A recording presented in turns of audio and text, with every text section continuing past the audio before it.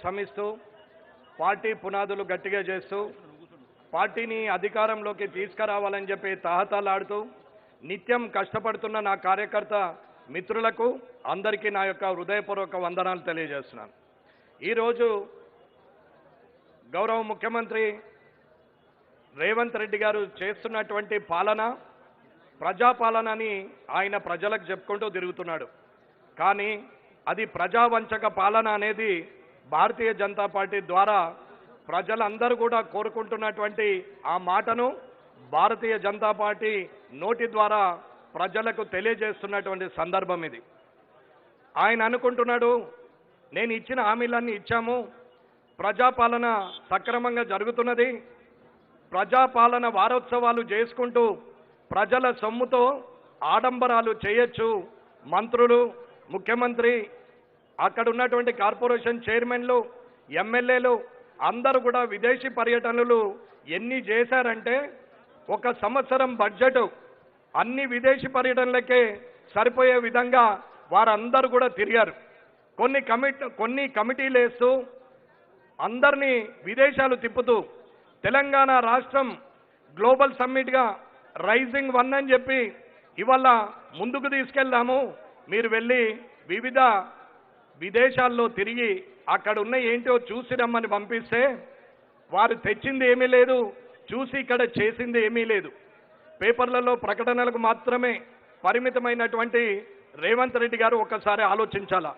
3 లక్షల బడ్జెట్ని మీరు శాసనసభ ద్వారా బడ్జెట్ ప్రవేశపెట్టారు. ఈ బడ్జెట్లో యాక్చువల్ రిసిప్ట్స్ ఎంత, మీరు ఫ్యూచర్కు ఎంతైతే మేము ఈ లాభాలని చేయగలుగుతాం, ఆ లాభాలు ఇన్ని లక్షలు ఉంటుందని చెప్పి మీరు చెప్తూ యాక్చువల్ రిసిప్ట్స్ 1,50,000 ఉంటే అలాంటిది 3 లక్షల కోట్లకు బడ్జెట్ ప్రవేశపెట్టారు.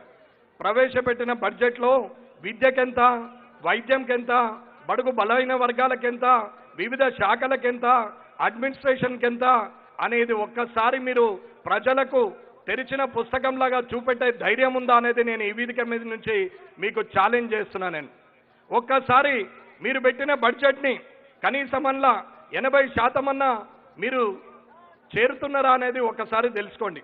ఉన్న ఆదాయం 1,50,000 కోట్లయితే ఈ తెలంగాణ ప్రజలకు 3 లక్షల కోట్లని మీరు చూపిస్తున్నారు.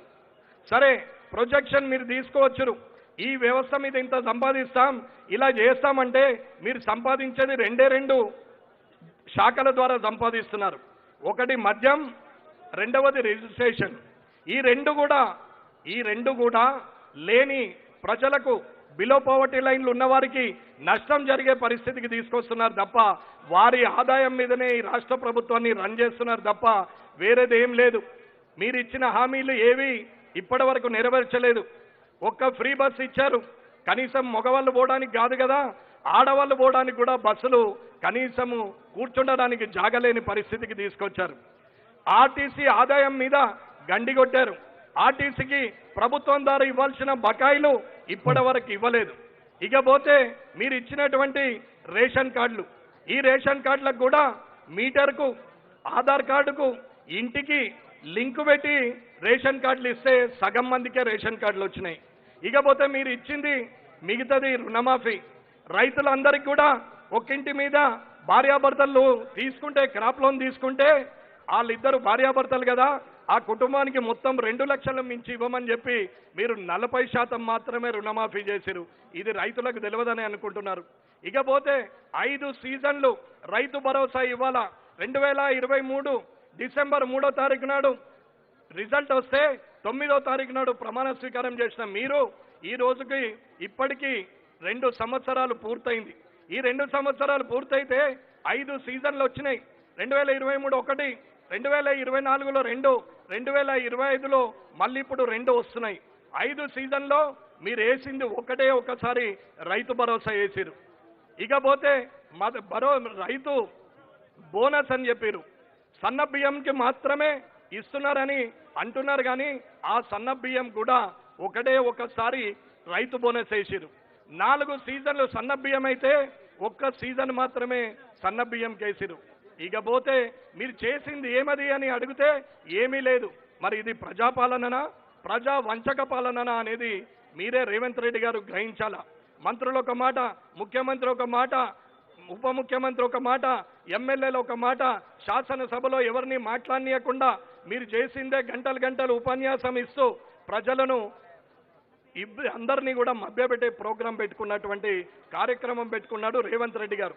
ఒకసారి ఉద్యోగం చేయలేని నిరుద్యోగులు, చదువుకున్నటువంటి విద్యార్థులు, వారందరూ కూడా, యువకులందరూ కూడా ఉద్యోగాలు ప్రయత్నం చేయండి, మీకు నేనున్నా, మీరు రాజకీయాల జోలికి రాకండి అని ఒకసారి చెప్తాడు. ఇప్పుడు సర్పంచ్ ఎలక్షన్ రాగానే ఉద్యోగం చేయలేని వారు నిరుద్యోగులు, చదువుకున్న విద్యార్థులు, యువకులు రాజకీయాల్లో ఉండాలని చెప్తాడు. ఇలా ఒకటే విషయంలో 2-3 మాటలు మాట్లాడినటువంటి వ్యక్తి. ఇకపోతే వైద్యం దగ్గరికి వస్తే ఎక్కడ పోయినా సూదించేందుకు సిరంజి కూడా లేదు, కనీసం నీడిలు కూడా లేని పరిస్థితి. ఆపరేషన్ చేయాలంటే డాక్టర్లే గ్లౌజులు కొనుకొచ్చుకునే పరిస్థితి. ఆపరేషన్ చేసిన తర్వాత మందులు ఇవ్వాలంటే ప్రైవేటు మెడికల్ షాపులో కొనుక్కోమని సూపరింటెండెంట్లు చెప్తున్నటువంటి పరిస్థితి. ఇక్కడున్న ఆర్ఎంఓలు కానీ, డాక్టర్ సూపరింటెండెంట్స్ కానీ, అక్కడున్న స్పెషలైజేషన్ డాక్టర్లు కానీ అందరూ కూడా ఇది నిజమా కాదా మీరే చెప్పండి. ఇది నిజం. నేను చూస్తున్నటువంటి గవర్నమెంట్ హాస్పిటల్లో, నేను నిత్యం పర్యవేక్షిస్తున్నటువంటి ఆ కామారెడ్డి హాస్పిటల్లో జరుగుతున్నటువంటి సమస్య ఇది. ఇవాళ ఇలాంటి వైద్యం అందిస్తున్నాం, కనీసము ఆరోగ్యశ్రీలో ఆపరేషన్లు చేస్తామని చెప్పి 10 లక్షల వడకని చెప్పి అప్పటి రాజశేఖర రెడ్డి గారిని జ్ఞాపకం చేస్తూ ఇవాళ మళ్ళీ స్కీమ్ పెడితే ఇవాళ ఎక్కడైనా వైద్యశాలలో జరుగుతున్నదా అనేది ఒకసారి ఆలోచించండి. ఇకపోతే మెడికల్ కాలేజీలు, ఆనాడు అప్పటి ముఖ్యమంత్రి మెడికల్ కాలేజీలు ఆర్భాటంగా పెట్టిస్తే కనీసము వాటి కన్స్ట్రక్షన్ కూడా చేయలేని పరిస్థితిలో ఇప్పటి ముఖ్యమంత్రి ఉన్నారు. ఇకపోతే విద్య, కూర్చుండడానికి బెంచీలు లేవు, కిటికీలకు రెక్కలు లేవు, పెచ్చులుడిపోయే స్లాబులు, పలిగిపోయిన బండలు, ఎక్కుదామంటే ఇరిగిపోయిన మెట్లు, కూర్చుందామంటే ఊగే టేబుళ్ళు, కనీసం కూర్చుండడానికి విద్యార్థులకు కూర్చుండే పరిస్థితిలో కూడా లేని బెంచీలు, అసలు బెంచీలే లేని స్కూళ్ళు, కోకొల్లలు. ఇది నిజం. ఒక టచ్ స్క్రీన్ బోర్డులు ఇచ్చారు, మెయింటెనెన్స్కు ఎవరు ఇచ్చేది లేదు. అందులో నుంచి విద్యార్థులకు చదువు చెప్పదామంటే మధ్యాహ్న భోజనం గురించి ఆశపడి వచ్చిన బడుగు బలహీన వర్గాల విద్యార్థులు, పాపం లేనివారు ఒక పూట భోజనం అన్న దొరుకుతుంది అని చెప్పి వస్తే కనీసం ఆ మిడ్ డే మీల్స్లో కూడా బిల్లులు సరిగా ఇవ్వకుండా కనీసం ఆ గుడ్లు కూడా పెట్టలేని పరిస్థితికి ఇవాళ మధ్యాహ్న భోజన పథకం వచ్చింది. ఇది ఆధార ప్రజావంచక పాలన అనేది ఒక్కసారి రేవంత్ రెడ్డి గారు ఆలోచించాల. ఇకపోతే ఉద్యోగస్తులు, రిటైర్మెంట్ అయిన వాళ్ళు, ఇక్కడున్న పోలీస్ సోదరులు, నువ్వు ఆగితే నువ్వు వచ్చే ముందర గ్రౌండ్ అంతా క్లియర్ చేయాలా, రోడ్ అంతా బందోబస్తు చేయాలా, నువ్వు రాగానే డోర్ ఒక గన్మెన్ తీయాలా, సెక్యూరిటీ వాళ్ళు పక్కన నిలబడాలా, వాళ్ళందరూ నీకు సెక్యూరిటీగా ఉండాలా, ఎవరైనా వ్యతిరేక నినాదాలు చేస్తే లోపలేసి నూకాలా, ఎవరైనా తప్పుగా మాట్లాడితే వాళ్ళ మీద తప్పుడు కేసులు చేయాలా. వీళ్ళందరూ చేసే పోలీస్ సోదరులకు 5 డిఏలు ఇంకా బాకే ఉన్నాయి, సరెండర్ లీవ్స్ ఇంకా బాకే ఉన్నాయి. వారికి ఇవ్వమంటే నన్ను కొట్టినా, నన్ను చీర్చినా, నన్ను చంపినా నా దగ్గర డబ్బులు లేవంటావు, కానీ గ్లోబల్ సమ్మిట్ మాత్రం చేస్తావు. అక్కడ అంబానీ వస్తాడు, అక్కడ సల్మాన్ ఖాన్ వస్తాడు, ఇంకొకరు పెడతారు, అజయ్ దేవ్గన్ పెడతాడు, వీళ్ళందరూ పెడతారు అని చెప్పి మాట్లాడుతూ పేద ప్రజల భూములు గుంజుకొని 30,000 ఎకరాలు అప్పటి ప్రభుత్వం తీసుకొని ఫార్మా సిటీ అంటే దానికి ఫ్యూచర్ సిటీ అని పెట్టి ఇవాళ గ్లోబల్ సమ్మిట్ అని చెప్పి ఆర్భాటం చేస్తూ లక్షల కోట్లను ఇవాళ వృధా చేసుకునే పరిస్థితికి తీసుకొస్తున్నాం. ఇది ప్రజావంచక పాలన కాదా అని అడుగుతున్నాం. రైతులు అయిపోయారు, ఉద్యోగులు అయిపోయారు, ఉద్యోగస్తులు అయిపోయారు, యువకులు అయిపోయారు, విద్య అయిపోయింది, వైద్యం అయిపోయింది, మహిళలకు పావలా వడ్డీ 2014 నుంచి 2025 వరకు వడ్డీ లేని రుణాలు ఇవ్వాల్సిన పరిస్థితిలో ఒక్క కేసీఆర్ గారు 2018లో మాత్రము 1900 కోట్లు వేశారు. అప్పుడు 19,000 కోట్లు వేశారు. తర్వాత 2023లో ఒక 400 కోట్లు వేశారు. ఓడిపోయిన తర్వాత ఈ రేవంత్ రెడ్డి గారు వచ్చి నిన్నగాక మొన్న వేసినటువంటి 1100 కోట్లను మొత్తము వడ్డీ లేని రుణాలు మా అక్క చెల్లెళ్ళకి ఇస్తున్నామంటున్నారు. మొత్తం ఇచ్చింది 3 సంవత్సరాలు, ఇవ్వాల్సింది ఇంకా 8 సంవత్సరాలు. 8 సంవత్సరాలుగా వడ్డీ లేని రుణాలు లేకుండా ఇవాళ వడ్డీ కడుతూ బ్యాంకుల చుట్టూ తిరిగే మా అక్క చెల్లెళ్లను మోసం చేసినట్టు కాదా అనేది ఒకసారి ఆలోచించాలా. ఇకపోతే కళ్యాణ్ లక్ష్మి, షాదీ ముబారక్, కళ్యాణ లక్ష్మికి 2 లక్షలు ఆగితే తులం బంగారం అని మాట్లాడిండు. మేమొస్తే తులం బంగారం అని చెప్పినాం. 2 లక్షలు మాత్రమే ఇచ్చినాం. ఇదే చేతితో ఇదే కామారెడ్డి నియోజకవర్గంలో నేను నా చేతితో ఇప్పటికి కనీసము 1500-2000 మందికి ఇంచుమించుగా నేను సీఎంఆర్ఎఫ్ చెక్కులు ఇస్తే ఒక్క చేతితో ఒక్క తులం ఇచ్చిన పాపాన పోలేదు. అది నీ ప్రభుత్వం, అది నువ్వు మోసం చేయలేదా అనేది నువ్వు ఆలోచించు. ఇకపోతే సీఎంఆర్ఎఫ్ ఏమో రాజకీయ నాయకుల కుటుంబాలకు, ఎమ్మెల్యేలకు, దగ్గరి మిత్రులకు, బంధువులకు 3-4 లక్షల రూపాయలు రికమెండ్ చేసి సీఎంఆర్ఎఫ్ ఇస్తారు. కానీ అదే పేద ప్రజలు, నిన్ను నమ్మి ఓటేసిన ప్రజలు, లేనివారు 1-2 లక్షలు పెట్టి, క్యాన్సర్ వస్తే 5 లక్షలు పెట్టి, భూమి అమ్ముకొని, ఇల్లు అమ్ముకొని, మెడల పుస్తలు అమ్ముకొని, కనీసం ముక్కుపోగు కూడా లేకుండా దాన్ని అమ్ముకున్నటువంటి బడుగు బలైన వర్గాలు లేనివారు వారికి 20,000, 30,000, ఎక్కువ 60,000. ఈ 60,000ను కూడా మీ కార్యకర్త ఇది నాకు అవసరం లేదు, ఈ 60,000 నాకు అవసరం లేదు, నేను 10 లక్షలు ఖర్చు పెట్టానని ఆయన కూడా చింపి పడేసినటువంటి పరిస్థితి. లేనివాడికి 20,000, అదే బంధుమిత్రులకు, రాజకీయ నాయకులకు 4 లక్షలు, 6 లక్షలు, సంవత్సరంకు 2 సార్లు ఇచ్చే పరిస్థితి ఉంది. ఇది ప్రజావంచన కాదా అని చెప్తున్నా. ఇలాంటి ఎన్ని ఉన్నాయో మీరు ఒక్కసారి ఆలోచించాలా. ఇవన్నీ కూడా చేసినాం. ఈ ఆఖరికి 3 లక్షల కోట్లు పెట్టినాం బడ్జెట్. 1% వేసుకుంటే కనీసం 3,000 కోట్లు. ఆ 3,000 కోట్లలో 119 నియోజకవర్గాలు చేసుకుంటే కనీసం 30 కోట్లు. ఆ 30 కోట్లలో సగం వేసుకున్న 1% వేసుకున్న 15 కోట్లు. మరి మధిరకు, కొడంగల్కు, ఇక్కడ ఉన్నటువంటి మంత్రుల కాన్స్టిట్యున్సీలకి తప్ప ఎక్కడన్నా 1 రూపాయి పెట్టిర్రా అని అడుగుతున్నా. ఇది 3 లక్షల కోట్లు నువ్వు చూపించగలవా? 119 నియోజకవర్గాల్లో నేను సమానంగా పెట్టినా అని చెప్పి చూపించగలే ధైర్యం ఉందా మీ ముఖ్యమంత్రి గారికి అని అడుగుతున్నాను.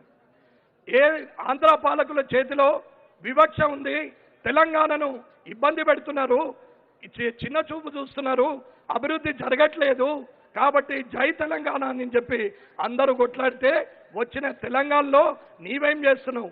నువ్వు ఇక్కడ కూడా ఉత్తర తెలంగాణ, దక్షిణ తెలంగాణ అనుకుంటూ దాన్ని కూడా వంచే పరిస్థితికి తీసుకొస్తున్నావు. ఎక్కడ నీ ఎమ్మెల్యేలు గెలిస్తే అక్కడ ఇస్తున్నావు.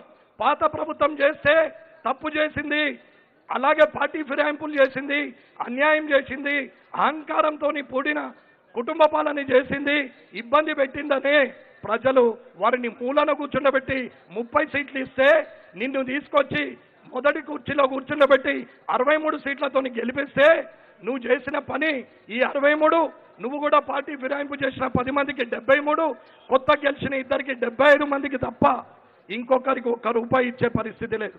పాత ప్రభుత్వానికి కొత్త ప్రభుత్వానికి తేడా ఏముంది రేవంత్ రెడ్డి గారు? ఇది ప్రజావంచన కాదా? కేసీఆర్ని తిట్టిన వీడియోలు ఒక్కసారి చూసుకో. గత ప్రభుత్వం మీద ప్రతిపక్షంలో ఉండి పిసిసి ప్రెసిడెంట్గా ఉండి ఏం మాట్లాడినావు అనేది ఒక్కసారి నువ్వు చూసుకో. అప్పుడు అర్థమవుతుంది ఇప్పుడు నువ్వేం చేస్తున్నావు అనేది అర్థమవుతుంది.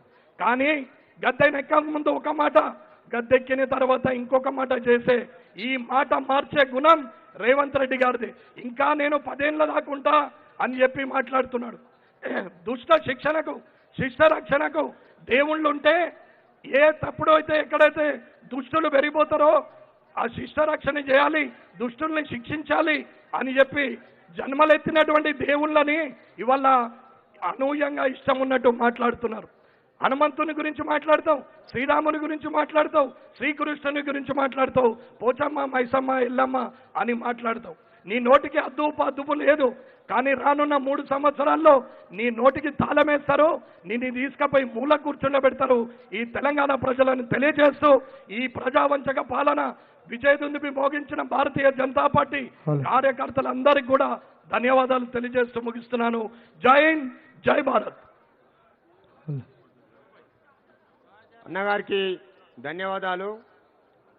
అదేవిధంగా మన భారతీయ జనతా పార్టీ జాతీయ ఉపాధ్యక్షురాలు, పార్లమెంట్ సభ్యులు, గౌరవనీయులు డికే అరుణమ్మ గారిని మాట్లాడాల్సిందిగా కోరుతున్నాం.